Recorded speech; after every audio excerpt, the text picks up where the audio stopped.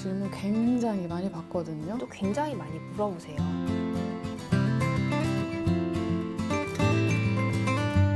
안녕하세요. 수인제 두뇌과학 이슬기. 수인제 두뇌가 김민지. 수인제 두뇌과학 이다혜입니다. 오늘 이제 저희가 ADHD와 양육이라는 주제로 Q&A 시간을 준비를 했습니다. 오늘 영상 집중해서 보시면 큰 도움이 되실 겁니다. ADHD는 주의력 결핍, 과잉행동 장애입니다. 신경발달 장애 일종으로 보통 12세 이전에 진단이 되고요. 유형은 3가지 정도로 나뉠 수가 있어요. 조용한 ADHD라고도 불리는데요.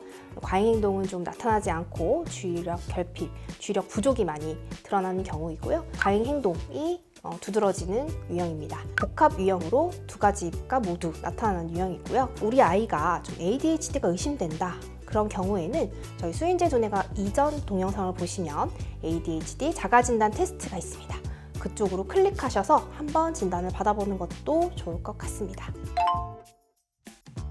김민지 소장님 좀 추천해 주시는 운동 같은 게 있을까요? 네, 보통 이제 남자아이들 같은 경우는 ADHD 아동들이 굉장히 에너지가 높고 가만히 있지 못하잖아요. 그래서 이런 에너지를 발산할 수 있는 운동이면은 대부분 좋습니다. 그런데 이제 단체 활동을 할 때 약간 부정적인 모습들이 나타나요.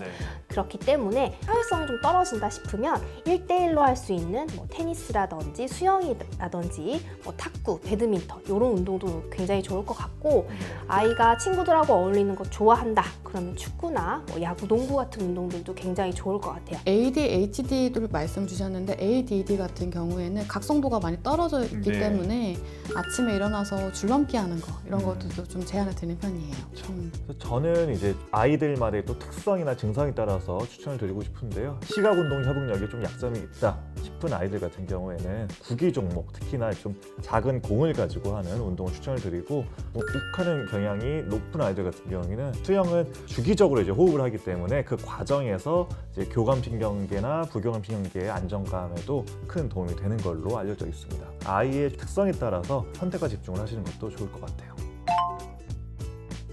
가정교육은 도움이 되지만 꼭 제가 말씀드리는 건 플랜을 같이 전문가의 상담을 통해서 잘 짜주셔야 된다고 이야기는 하거든요. 아이의 어떤 마음을 이해하고 이런 상황들을 이해하고 이후에 공감과 수용의 단계를 거치시고 교육이나 훈육이나 양육이 다음 단계로 가주셔야 된다는 거, 이런 것들 좀 말씀드리고 싶어요. 뭔가 학습적인 것보다는 규칙이라든지 일상생활에서 쓰이는 자조 기술이라든지 이런 것들 위주로 간단하고 좀 단호하고 그렇게 지시를 주시는 것이 좋을 것 같고, 좀 전문적인 기관의 도움을 받는 것 혹은 과외라든지 이런 거를 도움을 받는 게 더 좋을 것 같습니다. 그리고 이제 저는 추천드리는 것 중에 하나가 ADHD 증상을 갖고 있는 많은 아이들이 우선순위를 결정하기 힘들어한다거나 시간을 제때 지키는 것도 힘들어하잖아요. 근데 이 2마리 토끼를 잡을 수 있는 것 중에 하나가 바로 쿠키 굽는다거나 베이킹하는 거예요. ADHD 아이들은 즉각적으로 눈에 보이는 거에서 굉장히 민감한데 계획을 지켜서 했을 때 성과가 바로 눈에 보인다는 점, 이게 엄마하고 같이 있는 시간 동안 사람의 마음을 행복하게 만들어주는 쿠키나 빵 같은 걸 만들 수 있고, 그리고 특히나 더 중요한 포인트는 이렇게 만들고 나서 다음날 학교 가져가면은 인기가 어마어마합니다. 평소에도 이제 또래 아이들한테 쟤는 맨날 선생님한테 혼나고 지적받고 이렇게 낙인을 찍힐 수도 있는 상황에서 그걸 한 방에 역전시킬 수 있는 그런 것들을 활용해 보시는 것도 도움이 될 것 같습니다. ADHD 아이들은 또 창의성이 좋기 때문에 갑자기 충동적으로 저 여기다가 넣으면 안 돼요 이렇게 할 수도 있어요. 근데 이런 부분에서 너무 엄격하게 하기보다는 어느 정도는 좀 수용적인 태도도 같이 좀 취해 주시면 좋을 것 같아요. 네, 우선은 우리 아이가 얼마나 나쁜지 정도를 봐야 될 것 같아요. 우리 아이가 정말 중증 ADHD다, 한시도 가만히 있지 못하고 약물 치료를 받아야 된다 할 정도면은 학습은 우선은 아이가 먼저 개선이 된 다음에 진행을 하시는 게 좋고요. 어느 정도 학교에서 공부도 따라가고 숙제도 잘 하는 편이고 한다고 하면은 방과 후 활동이라든지 원하는 과목이나 아니면 다른 분야에 관해서 학원을 다닌다든지 그런 것도 나쁘진 않을 것 같습니다. 질문 굉장히 많이 받거든요. 저는 아무래도 아이의 마음의 건강을 가장 중요하게 생각을 하고 있다 보니까 내 마음처럼 엉덩이도 잘 안 붙여지고 계속 잡념 들고 멍 때리고 이런 상황들이 학습 이 장면에서 계속 반복이 돼요. 그러면 아이들이 좀 좌절하기 시작을 하거든요. 그런 것들을 경험하지 않았으면 좋겠어요. 그래서 뭐가 우선이다라고 말씀드리면 좀 어렵겠지만 아이들이 공부를 하면서 마음을 다치지 않는 선 안에서 교육은 당연히 동반이 돼야겠지만 신경망을 형성하는 것들 이거에 초점을 두시고 무게를 두시고 진행하시는 게 오히려 지금 걱정하시는 부분들 있잖아요. 혹시 아이가 못 따라가지는 않을까 이런 것들 네. 오히려 더 빨리 당기실 수가 있어요. 걱정하지 않으셔도 될 것 같아요. 저도 이제 고민을 좀 많이 하는 편이긴 한데 제가 보기엔 답은 정해져 있는 것 같아요. 사실 치료가 제일 우선이죠. 안 그러면 밑 빠진 독에 물을 붓는 격이기 때문에 당연히 이제 치료는 우선순위인데 병행이 포인트인 것 같은데요. 3학년 정도 되면 애들이 이미 머리가 굵어져가지고 친구들 저기 학원 가는데 나는 안 가네 라고 하는 그 미묘한 지점이 좀 갈라놓는 마음의 균열, 틈이 결정적으로 아이한테 좀 안 좋은 방향으로 작용할 수 있겠다라는 생각이 저는 좀 들어서 당연히 치료가 우선이긴 하지만 한 3학년 정도 좀 넘어선 시점에서는 병행을 하는 게 현실적으로는 필요하지 않을까 이렇게 생각을 합니다. 이것도 정말 고민이 되는 시점이기도 하고 많이 이제 좀 저희도 질문을 받는 건데 김민지 소장님께서는 어떠세요? 네, 우선 저희 센터에 오시는 분들도 굉장히 많이 물어보세요. 저는 우선은 굳이 먼저 이렇게 얘기를 해서 한다는 거는 좀 편견이라든지 낙인 효과를 일으킬 수 있다고 생각이 들고요. 만약에 학교에서 선생님들이 우리 누구누구가 조금 산만한 것 같아요 라고 했을 때는 네, 그럴 수도 있겠네요 라고 해주는 정도지 우리 아이가 ADHD여서 이럴 거고 저럴 거니까 선생님 잘 부탁드려요 라고 먼저 말씀을 하시는 거는 좋은 방법이 아닌 것 같습니다.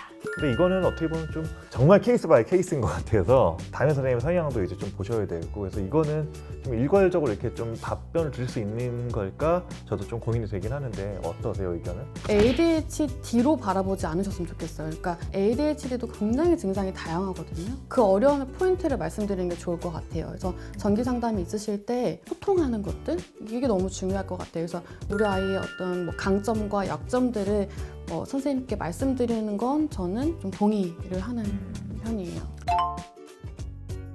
제가 본 사례 중에 해양 생물에 굉장히 집착을 하는 아동이 있었습니다. 그래서 이런 아동들은 사실 감각을 조금 깨워주는 게 중요하고요. 헤엄 학습이라든지 아니면 박물관이라든지 이런 쪽으로 유도를 해서 이 아이가 호기심을 가질 수 있게끔 유도를 해주시면 좋을 것 같습니다. 저도 소장님이랑 비슷한 의견인 것 같아요. 결국에는 놀이 확장이거든요. 종이접기에 좀 꽂힌 아이들이 많잖아요. 좀 접기만 시작했으면 이것들을 3차원으로 좀 만들어내기도 하고 비행기를 내가 좋아해요. 그러면 책들을 아이한테 주면서 이야기도 나눠보고 하면은 다른 것들에 관심을 좀 가지기도 하거든요. 그래서 좀 활용하시라고 좀 말씀을 드리는 편이에요. 네. 여기에 대한 제 의견은 그냥 놔두시라. 어차피 ADHD 성향을 가진 아이들은 원래 계속 관심이 변하기 때문에 놔두셔도 된다. 제가 오히려 이 질문에서 봤던 거는 부모님이 아이에 대해서 갖는 조바심이나 불안이 저는 사실 더 읽혀졌어요. 그러니까 우리 아이가 진단을 받고 나면 사실 대부분의 부모님들이 평상시 또래 아이들이 할 만한 행동으로 사실 이 아이의 문제로 읽어내시는 경우도 많거든요. 그 부분을 사실 제일 조금 주의하시는 게 생각보다 중요합니다.